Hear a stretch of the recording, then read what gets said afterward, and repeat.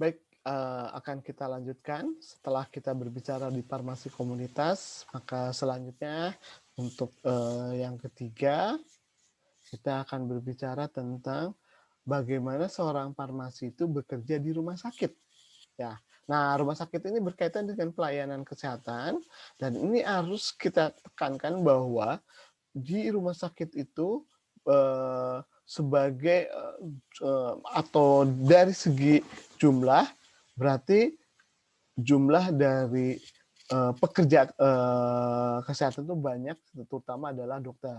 Nah, di sini di farmasi rumah sakit, berarti kita berkaitan dengan atau harus bekerja sama dengan tenaga kesehatan yang lain seperti dokter, ataupun tenaga kesehatan yang lain seperti perawat, dan misalkan, tenaga-tenaga kesehatan yang berkaitan dengan, pengadaan, alat-alat ataupun kesehatan lainnya di rumah sakit. Nah, di sini kita akan bekerja atau berinteraksi, di sini kita sebutkan dengan dokter atau tenaga kesehatan seperti perawat atau tenaga kesehatan medis, penunjang medis misalkan, dan yang lainnya. Nah, berkaitan itu kita harus sering berkomunikasi terutama dalam hal pengadaan resep. Nah, oleh karena itu komunikasi dengan seorang dokter itu sangat penting karena di sini kita akan berkaitan dengan bagaimana ditugaskan supaya kita memberikan obat-obat itu atau penggunaan obat itu bisa secara rasional diberikan kepada pasien.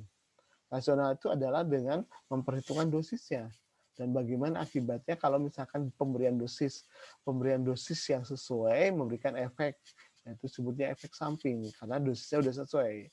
Kalau penyalahgunaan itu penggunaan obat dengan dosis yang tidak sesuai. Nah, disinilah komunikasi dengan dokter sangat penting. Di rumah sakit yang besar, yang rumah sakit besar seperti di RSHS, RSCM, atau rumah itu, kesempatan besar untuk berinteraksi dengan profesional kesehatan lainnya. Ini maksudnya di bidang profesional kesehatan lain, kita bisa saling bekerja sama, saling berkomunikasi demi menyelamatkan pasien. Ini adalah di mana orientasi pasien yang utama. Nah, orientasi pasien yang utama ini harus disampaikan kepada pasien supaya obat itu nyampe pada sasarannya. Mulai dengan terspesialisasi dan ahli dalam bidang tertentu. Ini mungkin ada berkaitan dengan penunjang medis ataupun pengadaan alat-alat kesehatan dan yang lainnya, dan itu yang sangat penting ya. Nah, kita di sini di rumah sakit mempunyai akses ke dalam rekam medis. Rekam medis itu adalah sebuah catatan. Ini kan rekam medis itu semua catatan-catatan yang ada di rumah sakit. Catatan-catatan yang ada di rumah sakit yang berkaitan dengan pasien, catatan pasien itu. Sehingga di sini kita harus bisa memberikan atau menyeleksi, dan di sini menyeleksi obat dan juga regimen obat. Nah, regimen obat itu berkaitan dengan berapa sih obat-obat apa sih yang sudah diberikan kepada pasien, obat-obat apa aja sih yang disampaikan ke pasien, dan sudah berapa lama obat itu diberikan kepada pasien, sehingga kita bisa memberikan kerasionalan untuk selanjutnya, terutama apa? Misalkan untuk penyakit-penyakit yang bisa menyebabkan resistensi, ya obat itu atau antibiotik yang sudah apa sih namanya, pasiennya si bakterinya resisten terhadap obat antibiotik tersebut. Contohnya adalah untuk penyakit TBC, tuberkulosis. Nah, di sini dengan adanya diketahui regimennya, biasanya kita coba kombinasi, tidak hanya satu macam, tapi ada berbagai macam obat TBC misalkan ya. Nah, ini coba kita lihat memantau kepatuhan pasien obat, memantau respon pasien terhadap obat. Nah, ini kan memantau respon pasien terhadap obat, terutama kalau misalkan bisa terjadi adanya alergi. Nah, kalau misalkan adanya alergi, apa yang terjadi akibatnya kepada pasien itu sendiri? Dengan adanya alergi menyebabkan pasiennya bisa mengalami apa sih namanya, reaksi alergi. Kalau reaksi alergi itu bisa reaksi yang sederhana, tapi yang paling membahayakan itu adalah shock anafilaktik. Shock anafilaksi itu adalah reaksi yang sangat berbahaya, bisa menyangkut nyawa dari pasiennya. Terus ada yang melaporkan efek samping yang merugikan. Nah, ini adalah hal yang harus diketahui oleh seorang apoteker. Di mana di sini? Karena obat itu berkaitan dengan di sini adalah obat-obat itu diberikan dengan dosis yang tepat. Tapi dengan dosis yang tepat tapi memberikan efek yang efek samping yang bisa merugikan gitu ya. Ada efek sampingnya. Contohnya kita memberikan analgetik misalkan. Analgetiknya itu adalah analgetik sentral gitu ya. Ternyata mengakibatkan orangnya itu jadi ngantuk, udah tidur dan segala macam. Nah, itu kan memberikan efek samping yang gitu. Nah, reaksi obat ini biasa juga menyebabkan reaksi obat yang merugikan. Padahal diberikan dengan dosis yang tepat. Nah, itu oleh karena itu bisa jadi kita harus mengganti obatnya dengan obat yang kerjanya sama tapi efeknya berbeda ya. Selanjutnya lebih mudah menilai dan memantau pola penggunaan obat. Nah, ini kan pola penggunaan obat itu berkaitan dengan rekam medis. Berapa sih obat itu, apa saja yang diberikan kepada pasien itu, pasien telah mendapatkan apa, terutama adalah obat-obat antibiotik, sehingga kita bisa menghindari terjadinya resistensi, ya, resistensi terhadap obat tertentu, ya. Merekomendasikan perubahan jika diperlukan, dalam artian ini adalah obat-obat yang kontinu ya, pemberian obatnya bisa berlangsung terus, yaitu contohnya untuk penyakit TBC itu ya, TBC ya, tuberkulosis gitu yang selalu diberikan terus menerus dan itu bisa menjadikan terjadi resistensi. Sebagai anggota dalam komite, nah ini di rumah sakit itu biasanya seorang farmasis dijadikan sebagai bagian dari komite farmasi dan kesehatan ya, di mana di sini berkaitan dengan seleksi obat, penggunaan antibiotik dan infeksi nasokomia. Naso itu nasal, jadi saluran pernapasan biasanya ya, hidung itu ya, nasal itu hidung ya, nasokomia berarti obat-obat yang diberikan lewat misalkan asma atau yang lainnya. Nah, ini kita berkaitan dengan formularium nantinya. Formularium itu adalah daftar-daftar obat-obatan yang bisa dikonsumsi di rumah sakit tersebut. Formularium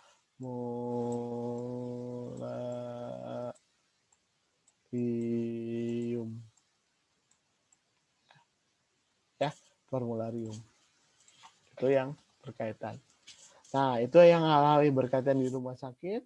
Selain itu ada juga farmasi di rumah sakit memberikan edukasi profesional kesehatan tentang penggunaan obat. Nah, di sini kan misalkan tentang penggunaan obat kepada pasien, kepada ini, di mana kita harus memberikan hal-hal yang penting, ya, penting kepada pasiennya. Nah, hal-hal yang penting kepada pasien ini sangat berguna sekali supaya pasiennya itu bisa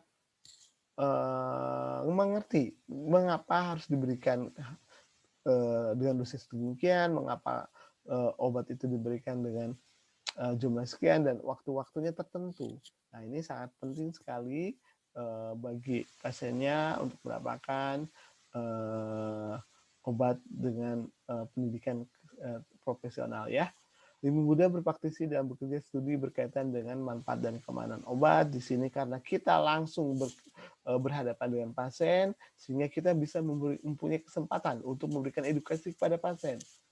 Obat ini harus diberikan sekian, jumlahnya sekian, dan harusnya dilakukan dengan ini. Nah, ini lebih kepada edukasi pendidikan, sehingga kita bisa mengenalkan peran kita kepada pasien.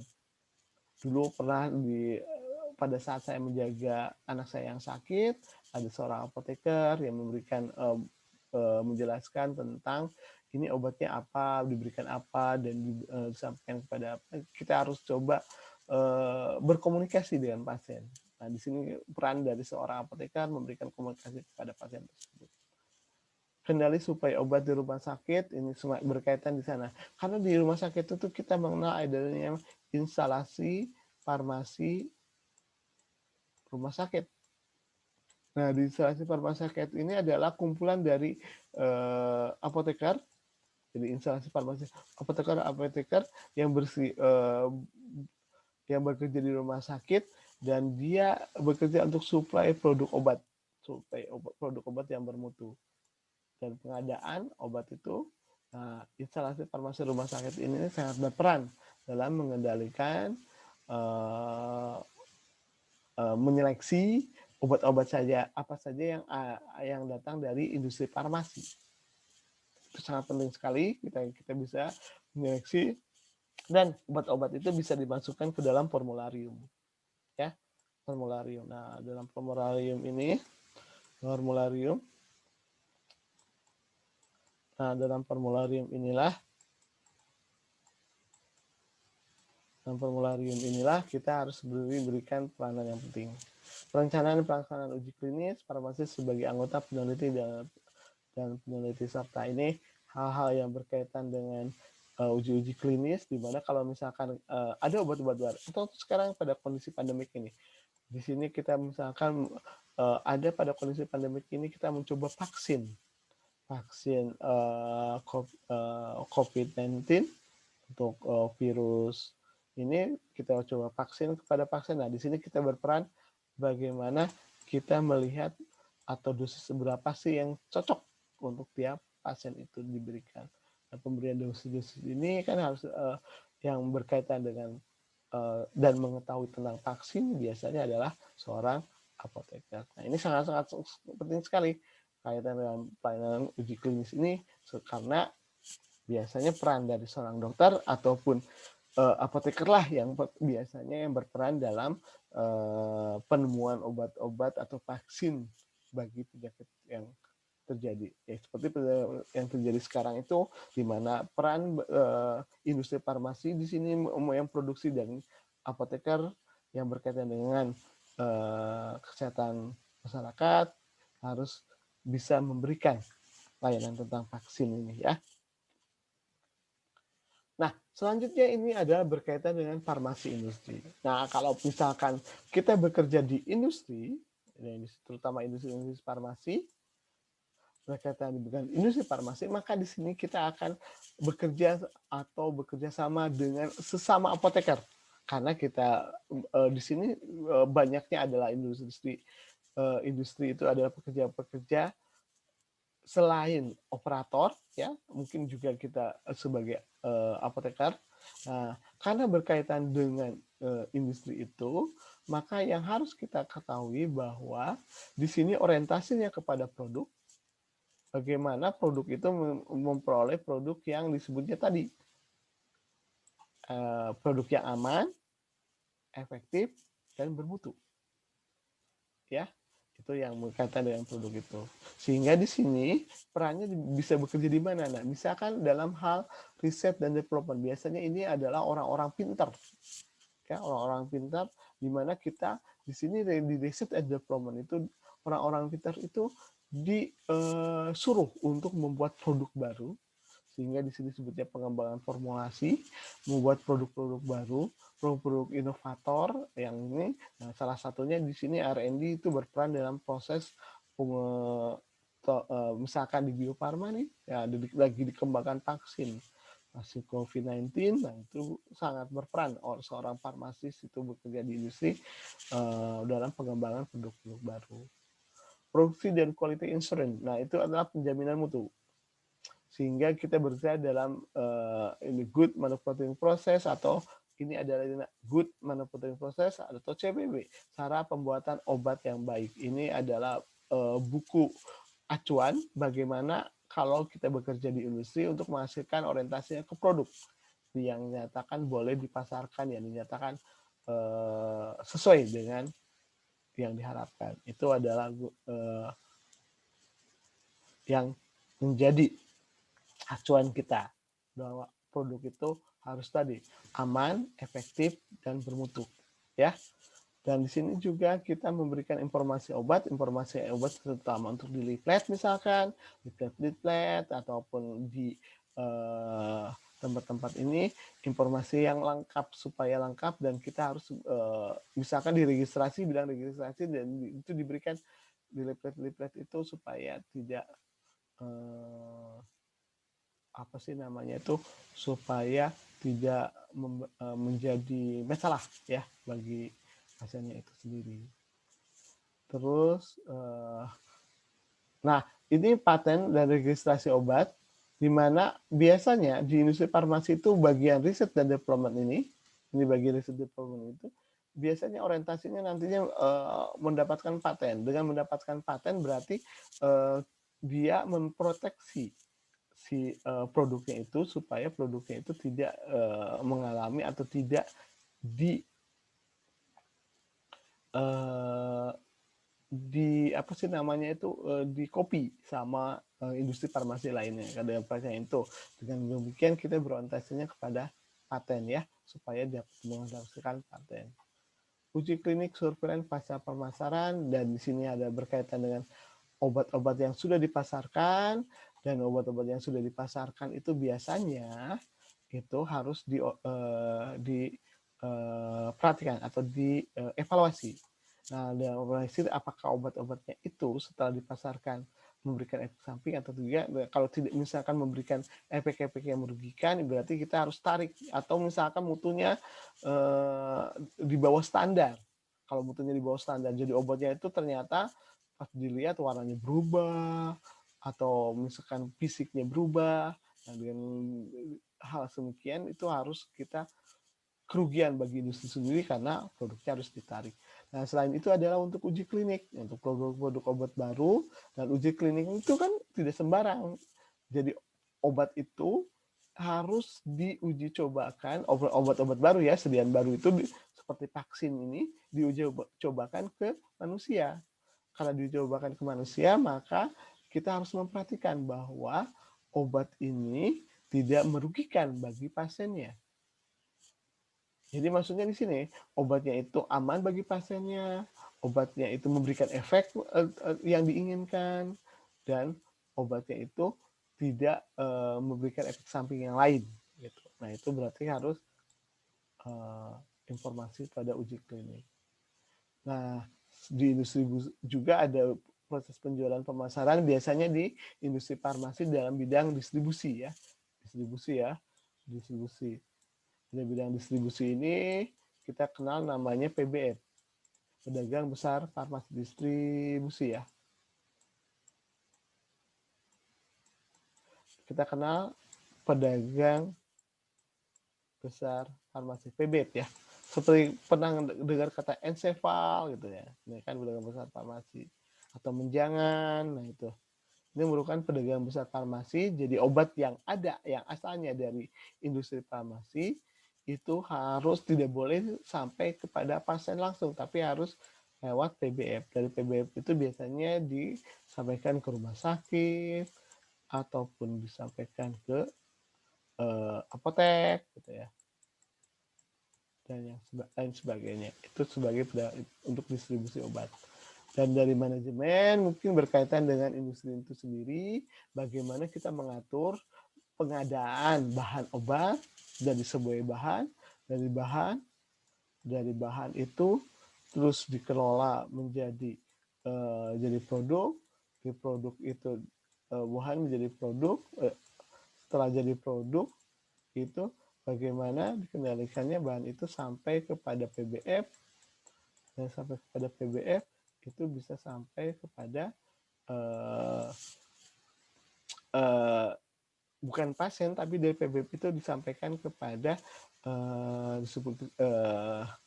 pelayanan kesehatan farmasi seperti rumah sakit dan apotek itu baru ke pasien ya, baru ke pasien. Nah ini nih hal-hal ini berkaitan di industri farmasi, bagaimana di sini adalah orientasinya ke produk, dan ini banyak sekali perannya, dan saya lebih berminat ke arah ini karena di sini kita bisa berkreasi dan bisa mengembangkan informasi dalam hal formulasi, ya, terutama formulasi ya yang kita lakukan. Oke, nah ini adalah yang kelima, aktivitas akademik. ya, seperti saya.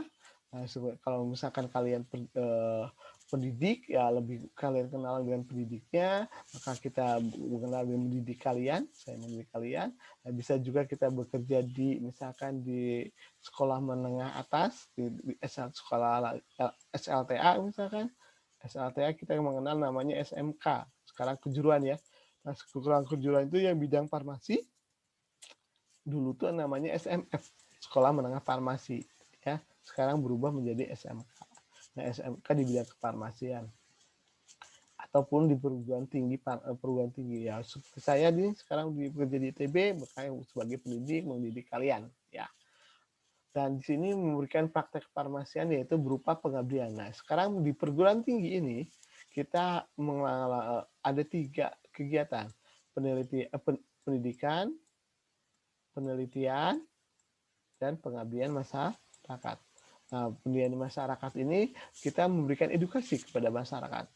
Contohnya kalau misalkan saya itu diundang misalkan di industri farmasi untuk memberikan informasi, atau saya diundang oleh pemerintahan, ataupun saya diundang kepada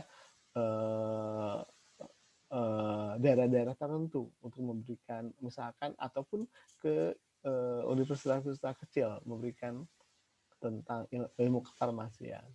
Dan seharusnya ya itu yang tadi saya bilang, ini adalah penelitian. Yaitu di perguruan tinggi kita mengenal dengan 3 pendidikan itu dalam itu pengajaran segala macam, dan itu adalah pengabdian masyarakat dan penelitian. Di sini sebagai jembatan nanti kerjasama dengan industri, dengan industri itulah kita akan kerjasama dengan industri inilah kita akan memberikan suatu informasi baru, ya.